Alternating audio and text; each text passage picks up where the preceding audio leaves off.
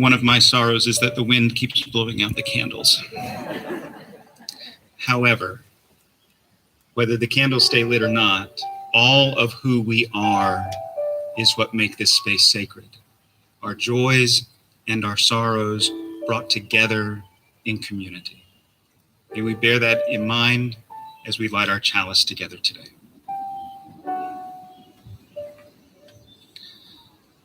As we emerge from a period of distance and isolation, we light our chalice today in celebration of our community. May this light offer you the warm embrace of acceptance of your truest, complete self.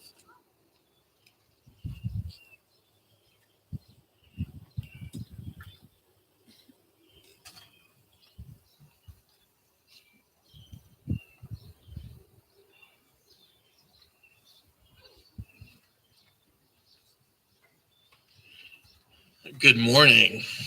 A very quick word and reminder. One of my favorite comedians, Mitch Hedberg, has a joke. He says, isn't it interesting how a traffic light is the exact opposite of a banana? Because in a traffic light, green means go, yellow means slow down, red means stop. With a banana, yellow means go, green means slow down, and red means where the heck did you get that banana? We have a color coding system today that is all about respect and community, where red means I am uneasy being in touch with other people for various reasons, and please respect my space.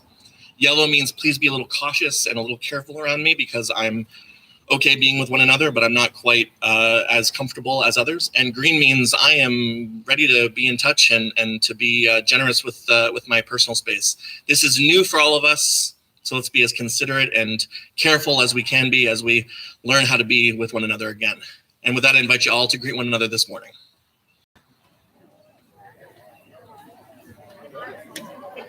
Good morning.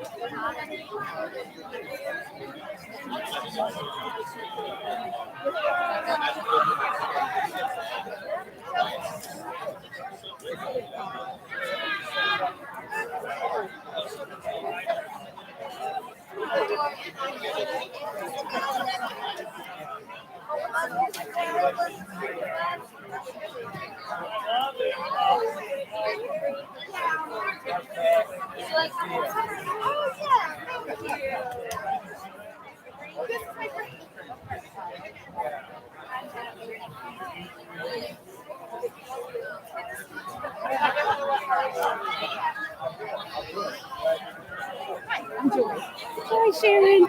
It's good to meet you. Nice to meet you. I'm so sorry that I was. That's okay. I've heard you had to turn into a tech guru last year. We've all had new skills. Yeah. Good resume builder. Right. Yes. That's what I'm yes. Like, I'm a film producer. That's so right. I'm just saying. Like, if you could just up my, salary just a little bit, because I can produce movies. That's right. Did you know that?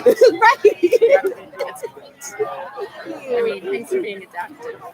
Everybody, the people who haven't been willing to adapt are having a much harder time last year. Yeah. Emotionally and space-wise. Yeah. And so I think about that, you see the world changes, and you're like, oh, it's changing, and then you realize, oh no, and then I need to.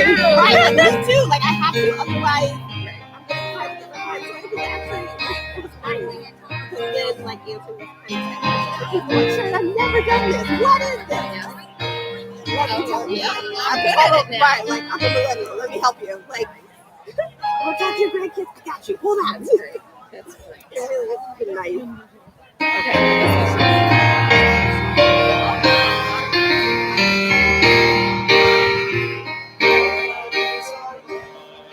We sing our thanks and praise, for all life is a gift which we are called to use to build the common good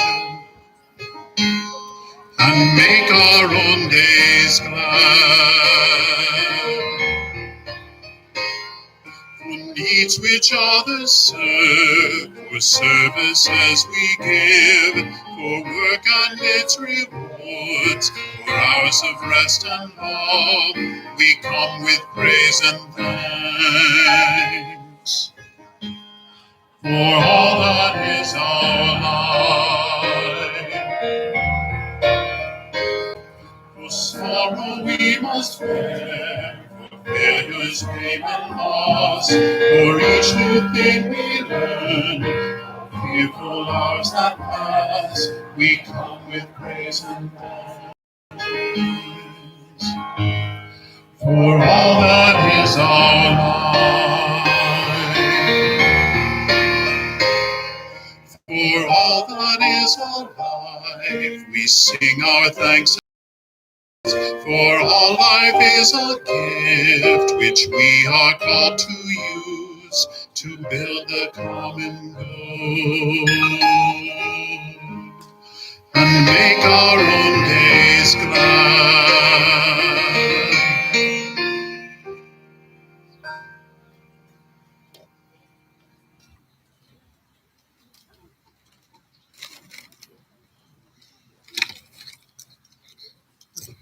Morning. So how was your pandemic?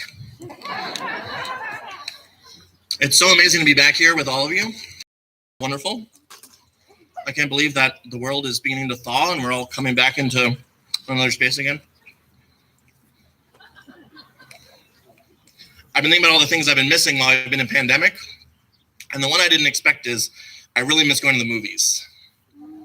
So I've been eating a lot of popcorn just to like comfort myself about, what I've been missing.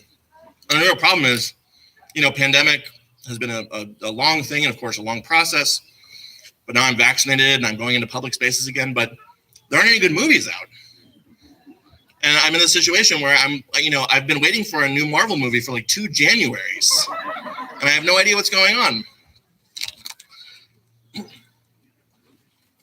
We've been talking about movies this week. And if you don't have those in your life any longer, I've been reflecting so much on how formative movies are for me and how much they structure how I see the world in so many ways.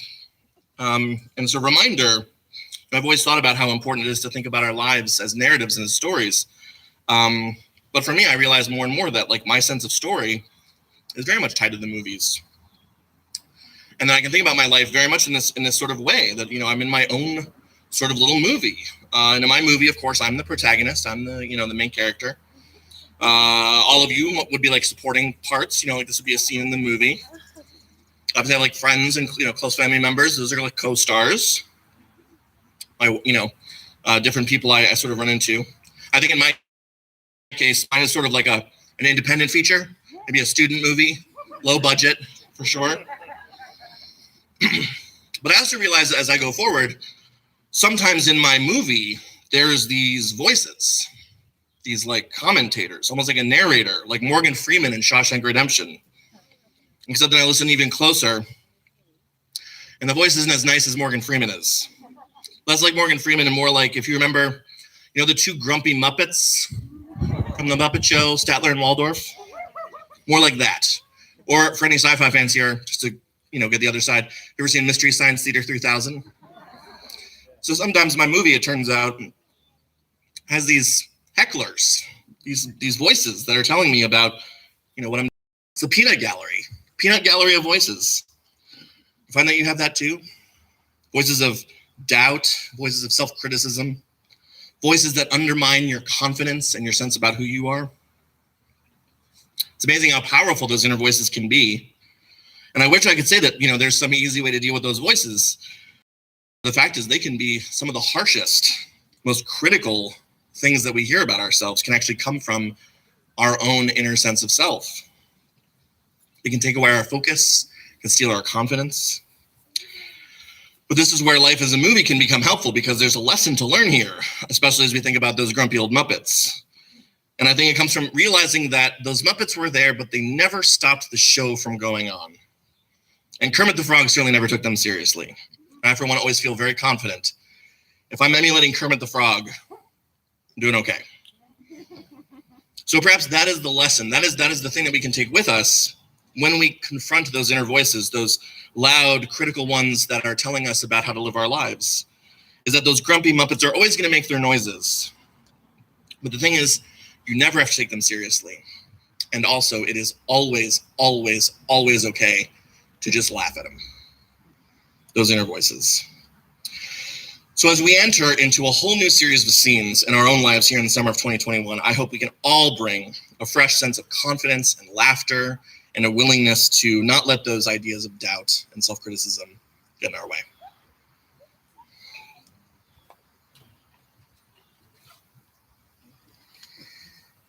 Thank you, Alan.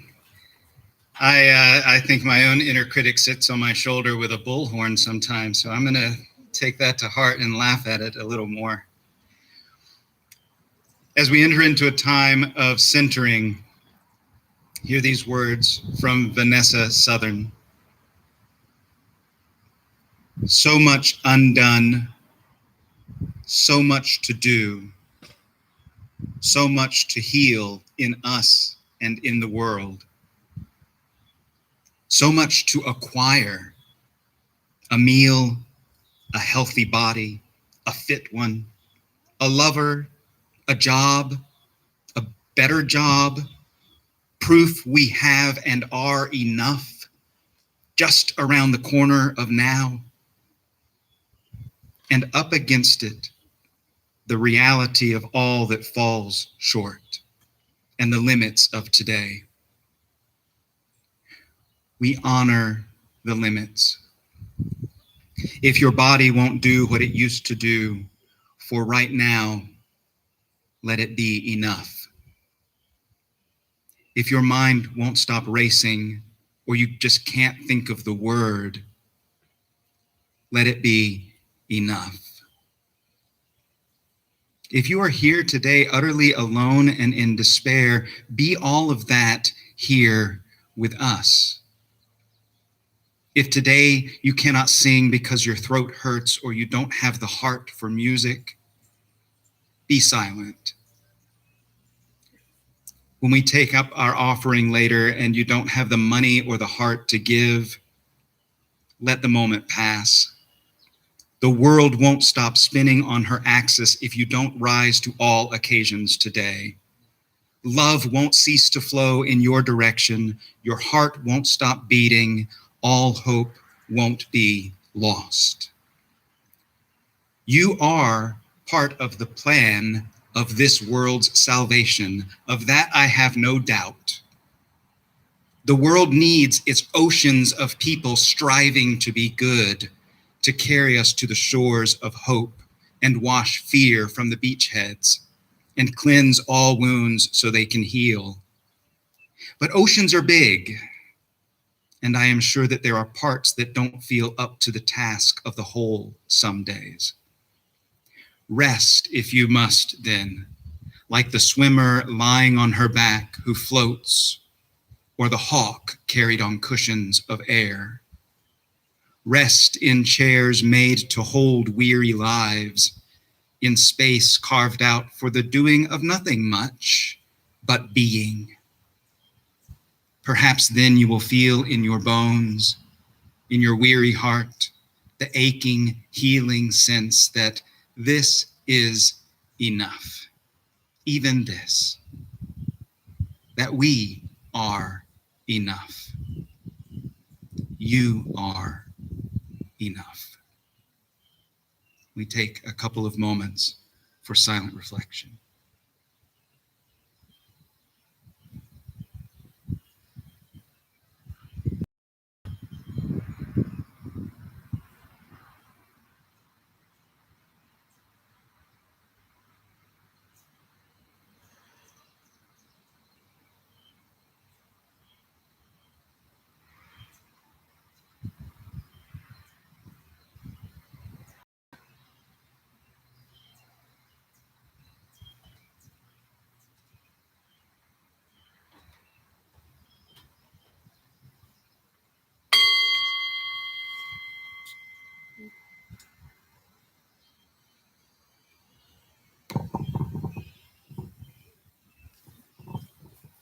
I know this rose will open. I know my fear will burn away. I know my soul will unfurl its wings. I know this rose will open. I know this rose will open. I know my fear will burn away. I know my soul will unfurl its wings. I know this rose will open.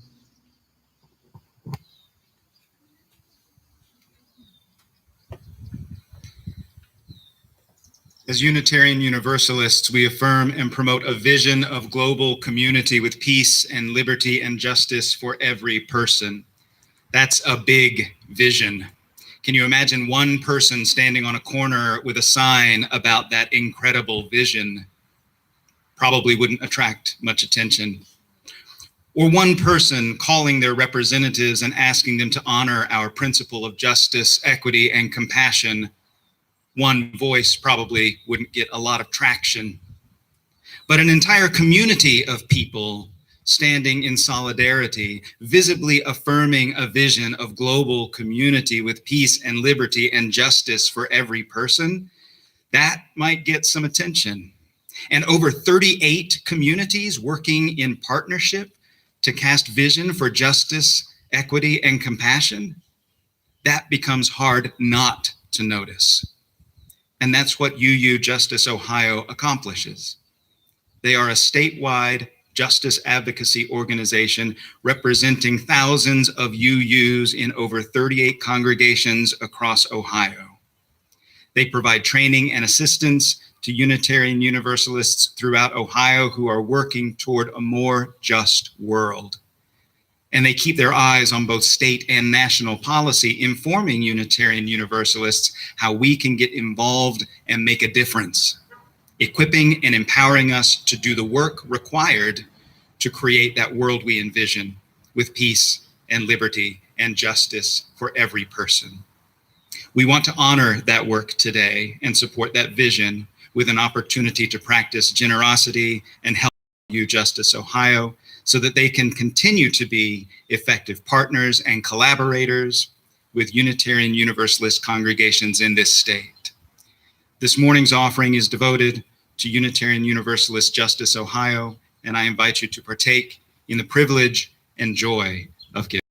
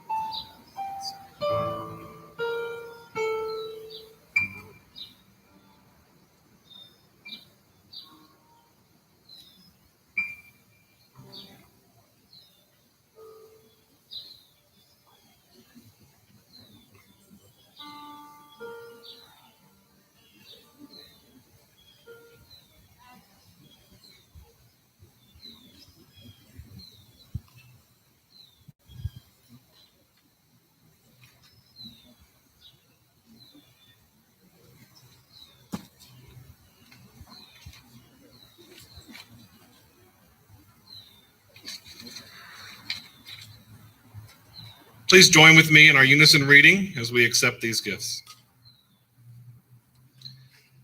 We offer these gifts in a spirit of gratitude and receive them graciously in service to a vision of wholeness.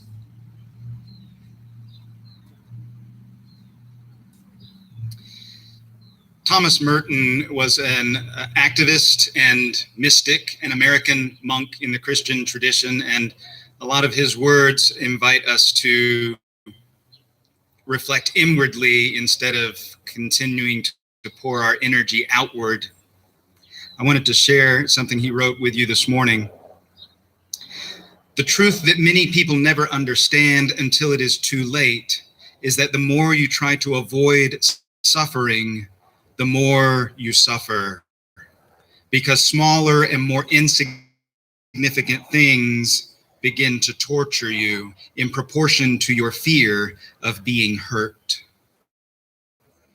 The one who does most to avoid suffering is, in the end, the one who suffers the most. And their suffering comes to them from things so little and so trivial that one can say it is no longer objective at all. It is their own existence, their own being, that is at once the subject and the source of their pain. And their very existence and consciousness is their greatest torture. So I am finally coming to the conclusion that my highest ambition is to be what I already am. That I will never fulfill my obligation to surpass myself unless I first accept myself. And if I accept myself fully in the right way, I will already have surpassed myself.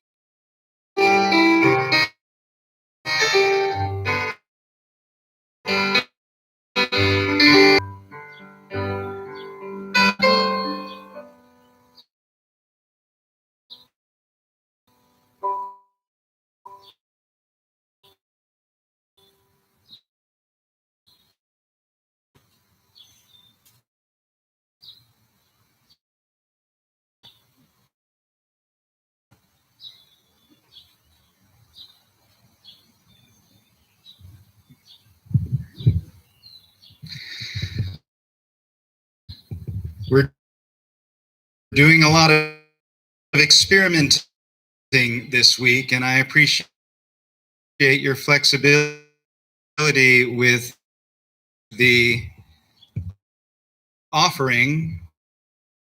We didn't realize that we hadn't put instructions in there until I sat down and Andrew said, you know, I don't think we told them how to give. So I'm grateful to see that some people stepped up.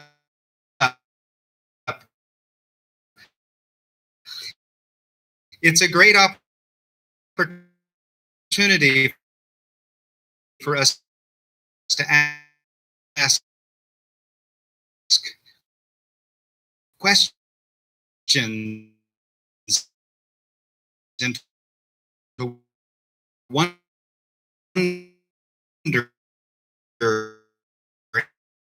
and be curious about what we can do.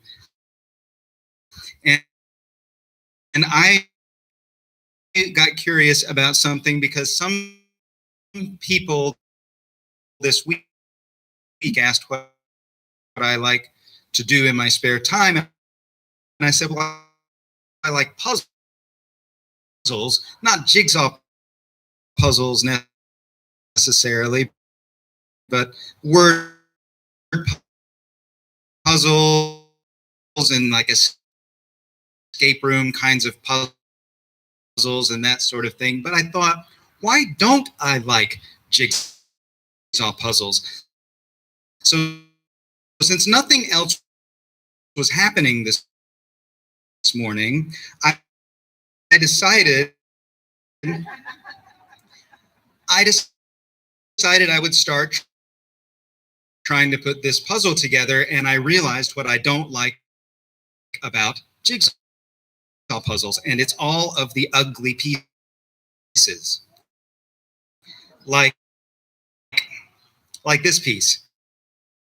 I don't want this piece in my jigsaw puzzle. That's an ugly piece.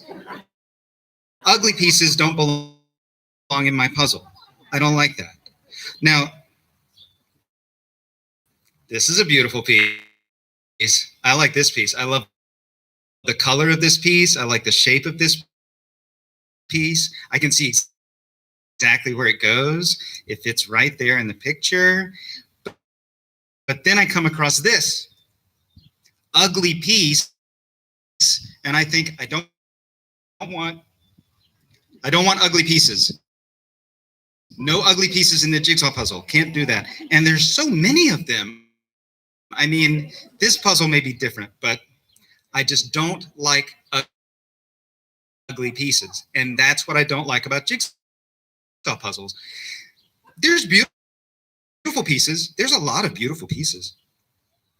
This one, beautiful piece. Very beautiful. This one's a beautiful piece too.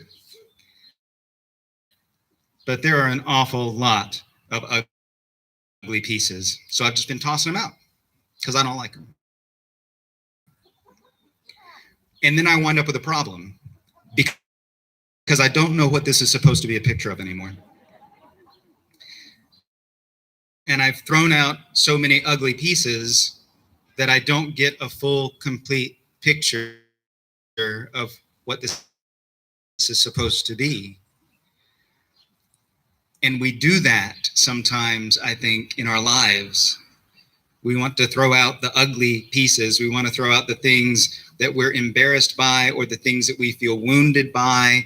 We throw out the ugly pieces and we don't have a full, complete picture of who we are. And I like what Alan was talking about with the movies before, because, you know, when you used to get a DVD, when you used to go and buy a DVD, and it would come in a case, and on the back of it, it would say, it has special features. It has deleted scenes. You get to see the scenes that didn't make it into the theatrical production. There's deleted scenes, and now maybe you'll get more insight into the flow of the story, more insight into the narrative, or you'll get the copy of the director's cut, or maybe you can still stream the director's cut, and it's a special vision of how the story is supposed to go. They direct your attention. They direct the way that you perceive the narrative. And we make director's cuts in our own stories sometimes. We decide what scenes go on the cutting room floor and what goes into our narrative. And sometimes that might be simple things, like maybe I want to just cut out the scene where I said something hurtful to somebody that I care about. Maybe that's an ugly piece that I don't want in my puzzles, so I just toss it. I don't like thinking that I'm the kind of person that would say something mean to somebody that I care about, but it happens. And if I delete that scene, if I toss that piece, I might just forget that that ever happened. I might not do anything about it.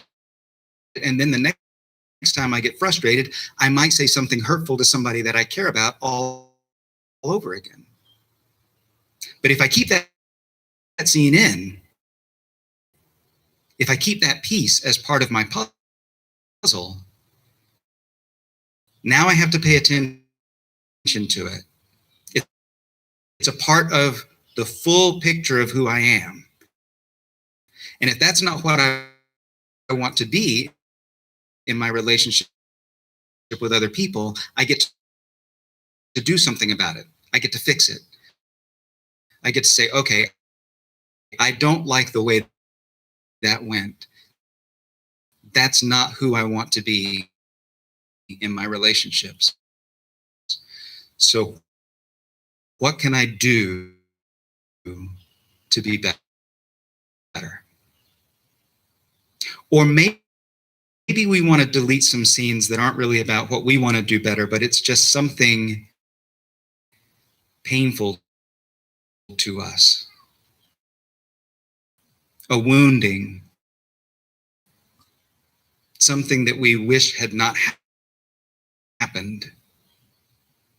For me, I can go back a ways to when I was home from college in between semesters, and for whatever reason, my parents and I butted heads about things, and they decided I didn't need to be living under their roof anymore. And so I was out on the street in between things, and I didn't have a place to go. And I was desperate. And so I wound up connecting with this screen printer who had a screen printing shop. And he said, if you work in my screen printing shop, I'll give you room and board, which is what I needed. That's what I was desperate for. And so I went and I worked in his screen printing shop for room and board. And if I had known anything about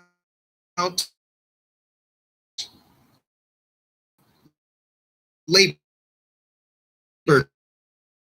trafficking, then maybe I would have had some red flags going off, but I didn't. I was desperate, and I was naive, and so it took me a few weeks to realize there's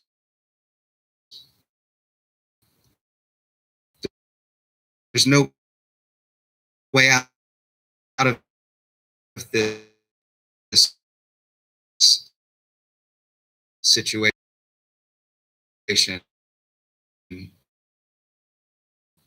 I'm not making any money. I can't go find another place to stay eventually.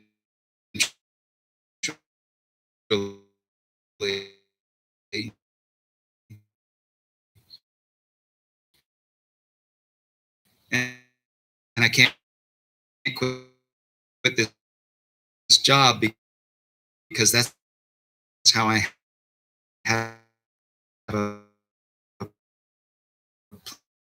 place to stay.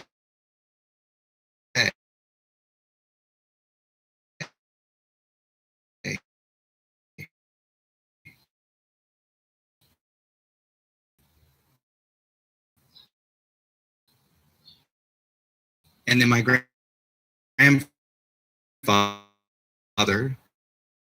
who knew where I was and what was on, he Randy,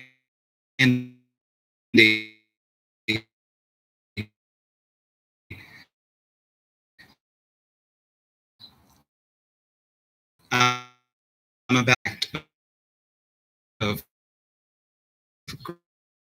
grace on his part.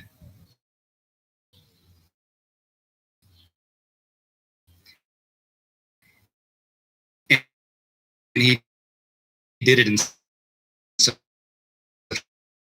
a way that it seemed like I was doing him a favor.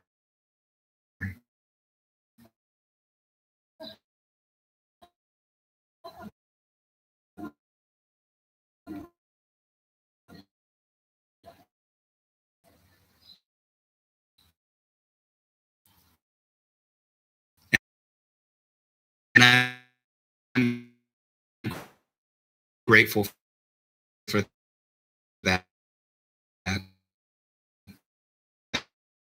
moment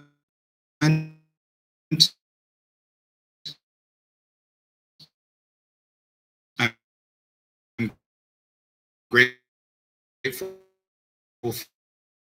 for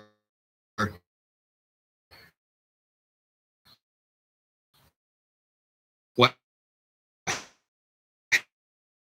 happened after that. I mean,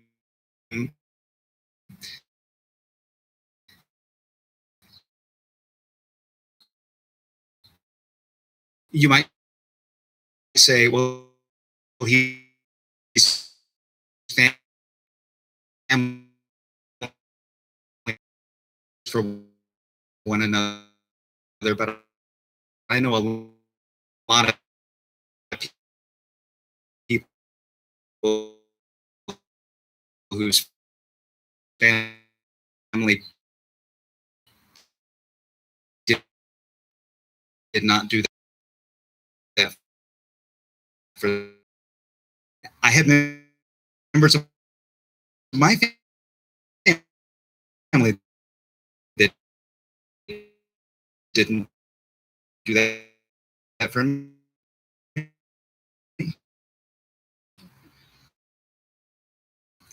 But